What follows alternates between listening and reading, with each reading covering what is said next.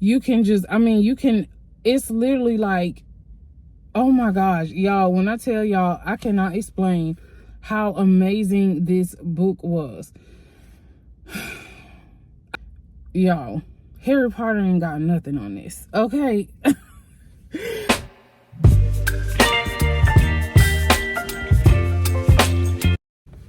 Hello everyone, welcome to my YouTube channel. So I am about to talk to y'all about a book that I actually finished. I finished it in like 2.5 days.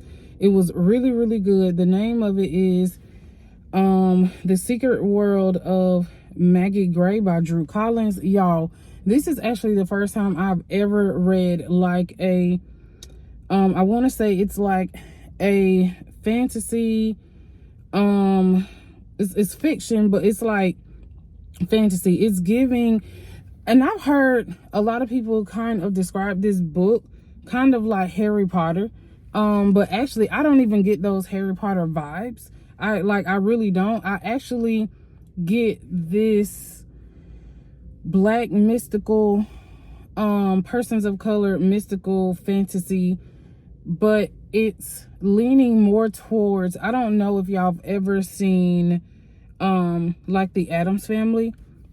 So it reminds me of the series that's on Netflix called Wednesday, where there are different, basically like different factions, or like they have like like sirens, vampires, wolves, what else, witches. It just reminds me of the series Wednesday on Netflix. Like, that's what it really reminds me of. And if you've never seen that series on Netflix, y'all should actually check it out. Even though it's probably considered like YA, like young adult, but it's actually really, really good. So that's just kind of like what this book actually reminds me of. I did have some notes on my Kindle, but unfortunately my Kindle is telling me that I did not have any annotations or highlights, but I actually did. So basically, I don't want to pretty much give y'all any spoilers, and I don't want to go too much into detail with this book, but this is really like my first like mystical book besides like Harry Potter.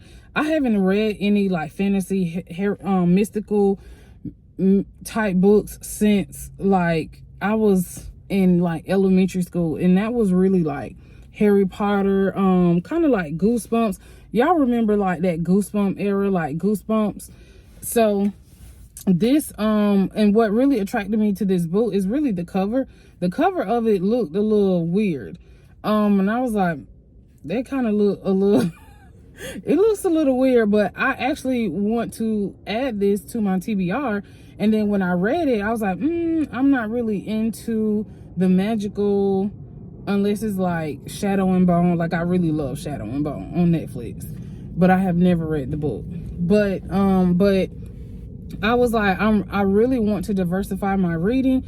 So I was like, okay, well, I'm gonna get into this book. So when I read the synopsis, I'm like, oh, this seems really, really interesting. So basically, a normal girl, like ourselves, she basically was in college, and her professor was basically, she had to do some type of report, I forgot, but she basically had to do some kind of Black history project, and she ended up telling this story about her grandmother, her grandmother, which is her mother's mother. But she ended up telling this Black history story, which it really wasn't. It's like Black history to her, or because it's passed down, so it's like generational story. So then she tells this story to her professor, how her grandmother was raped by a vampire, had her mom, and then she came out. And that at the time of like her grandmother was young, they believed in like basically like powers and things like that. So then the class was basically like, yeah, right. So then at the end of the class, the professor gives her a note and says, okay, I want you to go to like this school, basically. The name of the school is called Drew Collins, and he's basically telling her, like, you know, your tuition's paid for already. I think you would like fit in good here. So then basically she gets to this school, and then she meets some friends, which they're really, really cool. And but she gets to this school, and what kind of signifies her, I guess, connection with the first family is her hair is like pretty much white, like the great, or like, I guess the first, like, I forgot what they call her, but her name is Gaia. She's like the beginning of their like, she's like basically like the beginning of the first family. So everyone's saying like, oh my gosh, like she resembles her. So then everyone else is beginning to think like, oh yeah, she's trouble. Like she's going to be the demise of all of us, which are like the wolves. So, so basically her name is Maggie Grey, and she's basically really just trying to learn who she is. She's like, why is everyone so like afraid of me? Like, why is everyone, you know, like looking at me, you know, cross-eyed, and things like that. So basically she was sent to the school to for people to really keep an eye on her. But Maggie just has no idea like who she is, where she came from. All she could do is just tell you these stories that her grandmother told her generationally. And so basically book 1 left me at a cliffhanger. I was like, no. It literally just ended, boom, just like that. It said end of book 1, and I'm like, what? Like, it literally, and I mean, when I tell y'all, this book is like really, really good, and if I had to rate it, I would really give it a 5-star. The reason why I would give it 5 stars is because the literary descriptions of, like, everything was so descriptive. Like, you can literally visualize like yourself within the book. Oh my gosh, y'all, I'm so serious right now.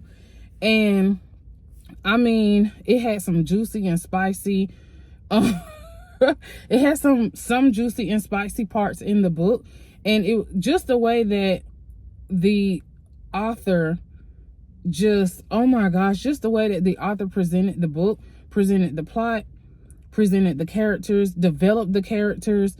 I mean, it was literally like step by step by step. Like, you could literally see the character development building. You can see the relationships forming. You can just, I mean, you can, it's literally like, oh my gosh, y'all, when I tell y'all, I cannot explain how amazing this book was. I did not want it to end. I literally just kept turning the page. Well, I don't have the physical book. I've been reading it on my Kindle. And oh, I love physical books, but I've been reading it on my Kindle, and I did annotate some things that I wanted to like discuss from within the book, but apparently, I don't know, I think my Kindle must have erased my annotations. But one of the characters that I really, really liked was Hillary. Hillary reminds me so much of myself. She's the scary one.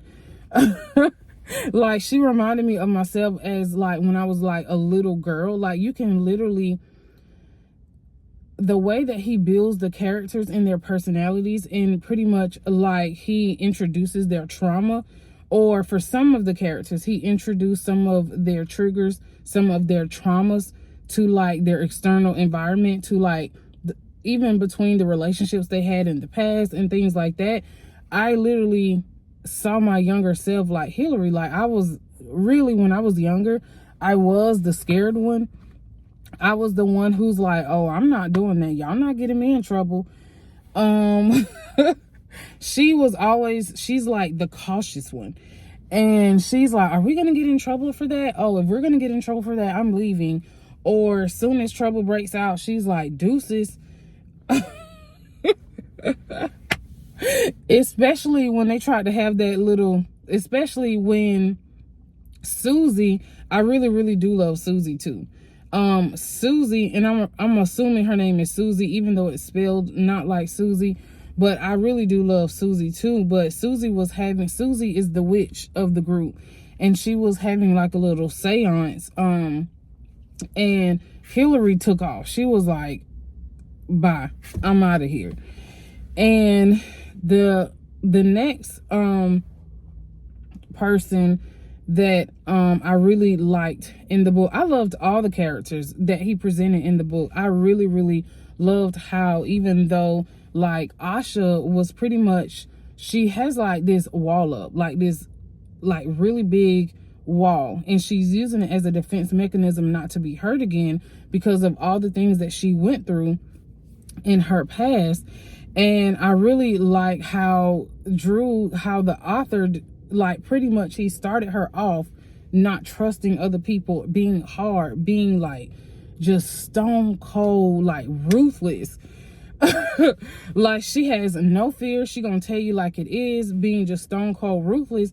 And then one day she just kinds of like, okay, you know what, let's just call this a truce. I'm gonna get to know you, I'm gonna let you get to know me, but I'm still having my guard up, but I'm going to just even allow like other people to come in my circle and befriend me. And you can definitely tell with her character in the book that she does have a lot of self-esteem issues, because when she was, I guess, younger, I guess she was like a lab rat, and they were basically like, she had scars on her, and the author did a very great job at describing like her body. I could visually see everything that the author was describing and how she looked, and it really made you feel like you were in the story. Like, y'all, oh my gosh, it just really felt like I was in the story, and like you could literally see people looking at her scars, and she just continued to feel like, why am I not pretty enough? And I cannot identify with that, because I've even said that to myself, even as old as I am. You know, she basically just had a lot of insecurity about the way that she looked, and I really did love that about her character. She deflected a lot though. Basically she just deflected by like not wanting to be around her own kind, and she wants to go back to her normal life, and she didn't even sign up to be here. But I really, really loved her character. So it's just, y'all, when I tell y'all this book is amazing, y'all, Harry Potter ain't got nothing on this, okay? Like, and I know Harry Potter is like a long-standing mystical, fantasy, oh my gosh, but this book right here is like so amazing. And I know y'all probably like, girl, how many times you gonna say that? But when I tell y'all the book is good, the book is actually good. And oh, another thing that I really, really liked about the book, and I know y'all probably like, girl, why are you sitting in the car? Because y'all, trying to record this video in the hotel, and I can't get any alone time to record the video. I got off work early to specifically record my videos, and it's like almost 6 o'clock, and I've not done any of that. The sun has went down. So anyway, another thing that I loved about the book is that the book took place in Atlanta. I absolutely loved it. I live in Atlanta, so everything that the author was describing, I literally could picture it. The underground, even though he kind of used like a pseudo school for in the book, like Drew Collins, I could literally picture him really talking about our HBCUs that are actually downtown Atlanta, like Spelman, Morehouse, like Morris Brown. They're all in like this little triangle.